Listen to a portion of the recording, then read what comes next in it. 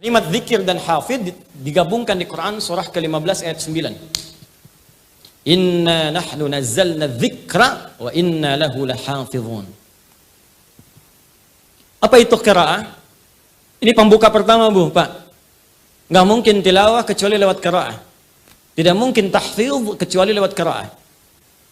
Qiraah itu secara singkat artinya membaca yang tertulis atau menghadirkan yang diingat tanpa menuntut pemahaman apa yang dibacakan itu. Kalau ingin lebih cepat lagi artinya kemampuan untuk membaca sesuatu tanpa adanya tuntutan untuk memahaminya. Yang penting baca dulu, bisa baca. Itu qiraah namanya. Karena itu ketika awal-awal Nabi turun, kalimatnya menggunakan iqra. Bukan menggunakan utslu, tilawah. Kalau tilawah, dia punya 3 arti. Tilawah itu 1 baca, 2 pahami yang dibaca, 3 amalkan yang dipahami itu. Itu tilawah. Kenapa wahyu pertama tidak turun dengan kalimat utslu tapi iqra? Untuk menunjukkan dan menguatkan sifat ummi Nabi Muhammad SAW. Yang jangankan paham, baca aja nggak bisa. Makanya kalimatnya berkata iqra. Kata Nabi, ma'ana biqari, saya baca aja nggak bisa. Saya betul-betul nggak bisa baca. Maka Allah langsung menyempurnakan kalimat itu dengan menurunkan kemudian kelengkapannya. Iqra bismi rabbikal ladzi khalaq. Kata Allah, kamu baca, lakukan karena Allah. Bukan karena nggak ada guru yang bisa mengajar kamu membaca. Bukan karena kamu tidak pernah sekolah. Lakukan semua karena Allah yang menciptakan engkau saja begitu mudah. Apalagi membuat engkau bisa mengikuti bacaan. Lebih mudah bagi Allah. Jadi di sini ada qiraah. Dari sini diturunkan kemudian akar katanya sampai ketemu kalimat Quran. Quran itu dari qiraah juga. Asal kata qiraah sebetulnya akar katanya qur'u. Al-qur'u, qur'un, qaf, ra, hamzah begini. Qur'un. Bunyi yang terdengar. Makanya kalau kita baca umumnya diperdengarkan bunyinya. Nih lihat sini.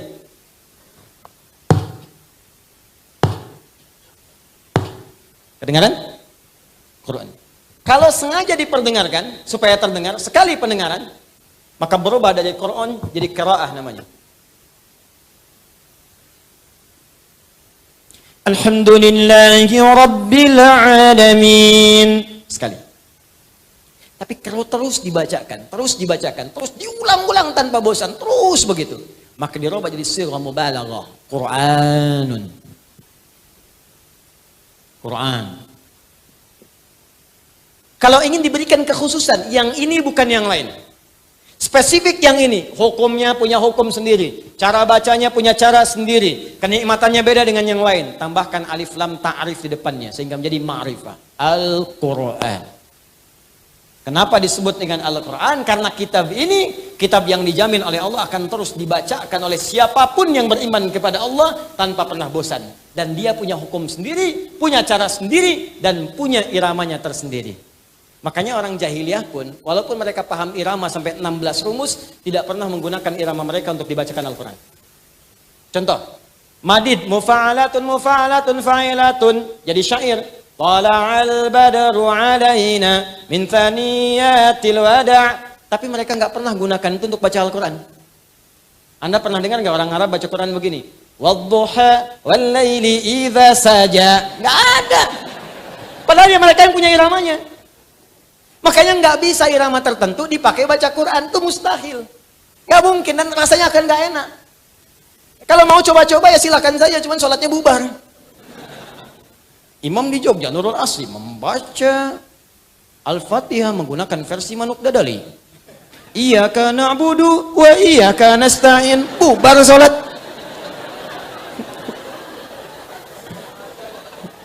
Makanya ngaji itu penting. Kalau udah ngaji nanti muncul langgam ini karena nggak belajar. Itu poinnya. Qiraat penting belajar, tapi juga ilmu penting masuk. Kalau tahu ilmu, ngerti cara bacanya.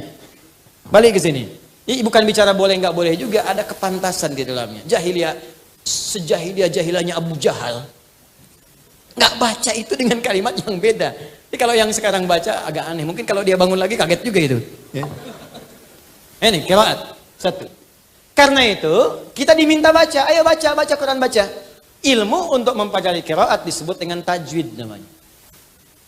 At-tajwidu lughatan al-ityanu bil jayyidi wa istilahan ilmun yurafu bi aqwa mustaqim as-sifati wal mududi wa ghairi dhalika katarqiqi wa tafhim wa nahwihima ma ghayatu ilmi at-tajwid ghayatu bulughun nihayati fi itqani lafzul qur'ani alamatul qiyam min hadratin nabawiyyati as-sahiyyati wa qila ghayatuhu sawnul lisani al-khata'i fi kitabillahi ta'ala. Paham? Tidak. Tajwid itu secara singkat membaca dengan baik dan benar. Panjang-panjang itu aja mananya. Supaya bagus bacaan, benar bacaan, tajwid. Makanya orang dulu belajar tajwid itu bagus benar, tidak muncul tahsin. Kenapa ada tahsin sekarang? Karena cara bacanya tidak baik dan benar. Saya mau kasih rahasia sebentar ya, untuk berbagi saja. Ini diantara kita saja. Jadi kalau kita baca Quran benar, belakang kedengaran nggak? Baik. Jadi kalau kita baca Quran betul 20 ayat saja, kesananya mudah. Tinggal gharib muskilah saja. Jadi kalau kita benar bacanya, belajar dengan tajwid, sabar 20 ayat saja. Itu kesananya itu akan mudah. Karena Quran itu unik. Allah itu subhanallah, Allahu Akbar, maha sayang sama kita. Jadi makharijul huruf, ada huruf 29 itu. Kalau keluar itu dibagi 3, ada yang paling ringan, disebut harful hawa. Itu ada 2, ada yang menyebut 3. Alif, hamzah, ha. Dia nggak ada sekat.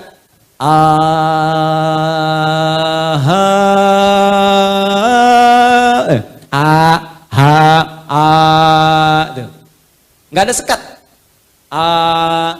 Disekat di sini.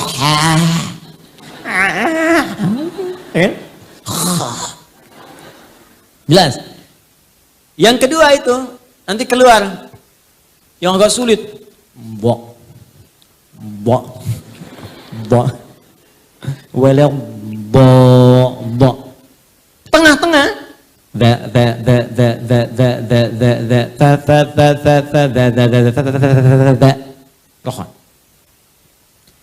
Perhatikan keindahannya. Begitu kita baca Quran surah Al-Fatihah, dari mulai udah di sini hawa sampai ke lisan, sampai ke bibir. 3 ini disingkat dengan 3 huruf, alif, lam, dan mim. Alif dari hawa, lam sampai ke lidah, mim sampai ke bibir. Dari segi tajwid, bukan tafsir. Setelah itu dimulai dengan pertengahan. Dha. Alif, lam, mim. Dha. Dzalikal kitabu la raiba fih. Dha. Dibiasakan lisan. Asalnya gini, dha, lidahnya nggak keluar. Tapi kalau mau mulai gampang, keluarin dulu dikit. Tutup. Nah, dha dengan dha, kalau sudah lancar, nanti dha. Allah pertemukan dengan za, karena sering tertukar. Ya, za.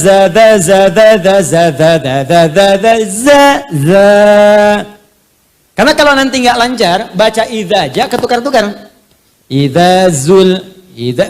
Azazala. Idza zulzilatil ardu zilzalaha.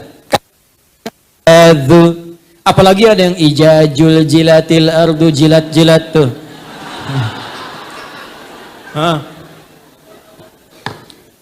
Lihat sini, setelah dha-nya lancar, dipindahkan zi. Ayat 3-nya. Alladzina yu'minuna bil ghaib. Dadi. Setelah dha dengan dhi lancar ketemu za. Alladzina yu'minuna bil ghaibi wa yuqimuna as-salata wa mimma raza. Dadi za. Setelah lancar za, dhi dipertemukan dengan zi. Ayat 4. Walladzina yu'minuna bima unzila ilaih. Kalau udah lancar sampai ke 70, 71, ketemu semua di situ. Fa, sa, ha, ada semua. Qala innahu yaqulu innaha baqaratul la dhalulu tuthirul arda wa la tasqil hartha musallamatul la syiyata fiha. Qalu al-ana ji'ta bil haqq fadhabahuha wa ma kadu yaf'alun. Kalau udah itu lancar, tinggal gharib muskilah. Makanya kalau Anda ngaji ketemu guru yang ketat, berbahagia, itu tandanya Allah menginginkan Anda mengaji dengan benar. Baca ta'awudz bu, a'udzu,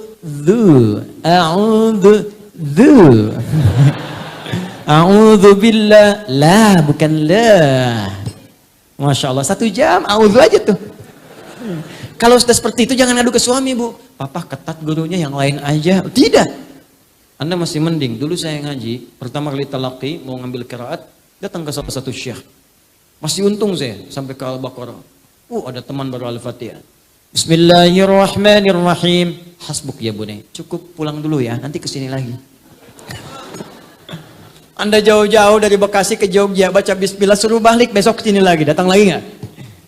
Ternyata guru itu hanya melihat di mana kekurangan lisannya. Seperti Anda belajar TOEFL. Dilihat di mana kekurangannya. Besok sudah diperbaiki. Itulah qiraat supaya benar. Dan saat Anda baca pun berpahala. 1 hurufnya berapa?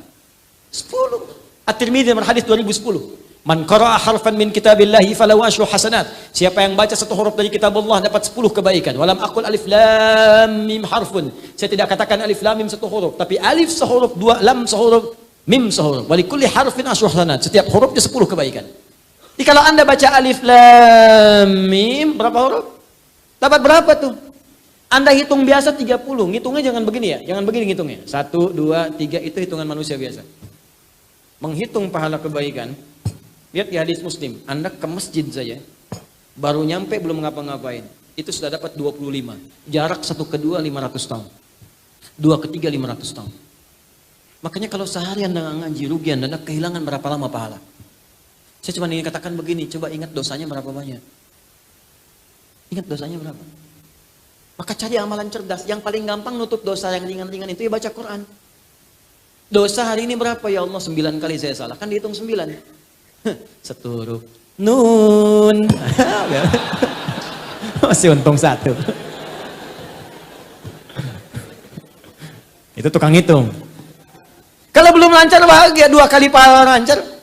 Walladzi yatata'ata wa huwa syaqqun 'alaihi falahu ajran. Kalau ada orang terbata-bata berat mengucapkan hurufnya 2 kali pahala orang lancar. Bismillahirrahmanirrahim. 2 kali. Orang dapat 19, so 90 dia kali 2. 380. Insya Allah. Kalau gitu saya nggak lancar aja Ustaz ya Om. Cara berpikir yang salah, itu pahala diapresiasi karena kesungguhannya. Yang lancar merubah dirinya ditemani malaikat. Makanya kalau orang rajin baca Quran itu di samping ada malaikat. Bahasa hadisnya ma'asyafaratil kiramil bararah. Maksud kiramil bararah itu, kalau Anda benar baca Qurannya, dijaga oleh malaikat kemuliaan, menjaga Anda berbuat baik. Jadi kalau ahli Quran itu benar, walaupun dia baru baca, itu akan merubah hidupnya. Pasti baik. Jadi diarahkan oleh malaikat. Didampingi, kemanapun dia pergi didampingi. Makanya rajin baca Quran, qiraat. Ya, dulu ada gerakan 1 hari 1 juz, bagus. Baca itu. One day 1 juz, one day 2 juz. Baca. Nanti kalau Anda nggak percaya silakan, baca dulu aja. Nih saya ajarkan gini ya, kalau mau ringan. Supaya nggak berat bacanya. Kita ambil Al-Baqarah 1 sampai 141. Al-Fatihah kita simpan karena sudah hafal insya Allah semua. Kalau mau gampang, susah melihat 141 ayat, bagi 5 waktu sholat. 141 bagi 5 berapa? 28. 28. Jadi setiap subuh 28, zuhur 28, asar 28, maghrib 28, isya 28. Bagi 2. 14. Sebelum subuh 14 ayat, setelah subuh 14 ayat. Sebelum zuhur 14, setelah zuhur 14. 14 ayat itu kan paling 5 menit Pak. Apa nggak punya waktu untuk akhirat kita 14 menit? Apa tidak punya waktu untuk cahaya kubur kita 14 menit? Hanya 5 menit saja, 14 ayat. Nanti rasakan perbedaannya saat kita pulang. Saya cuma katakan begini. Setiap kita pasti pulang. Kita pasti meninggal. Itu pasti. Dan kita nggak bisa pilih. Mungkin hari ini, mungkin sore ini, mungkin malam ini. Dan kita yakin kita pulang. Saya tadi katakan, Anda ke Jogja saja, ke sini aja butuh bekal. Itu baru antar dunia, di inter dunia di situ. Sekarang kita mau meninggalkan dunia, dan bekal apa yang kita bawa? Minimal perbanyak ini. Sekarang anak-anak kecil sudah pada hafal malah Pak. Anak kecil, 4 tahun, 5 tahun, hafal Quran 30 juz. Ya, saya mengajar di Bekasi itu ada anak-anak bimbingan. Ada yang belum TK bahkan. Maghrib sekarang hampir setengah 7 di Bekasi. Mereka jam setengah 6, jam 6 sudah datang ke masjid. Berjamaah di masjid, menghafal Quran.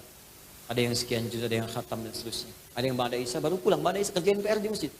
Anda bayangkan anak 3, 4 tahun, 5 tahun, sampai menghafal Quran khatam 30 juz. Untuk persiapan dia pulang, padahal dia belum balik. Anda diberikan 30 tahun, 40 tahun, 50 tahun. Apa yang Anda kerjakan kalau sampai hari ini aja baca belum punya waktu?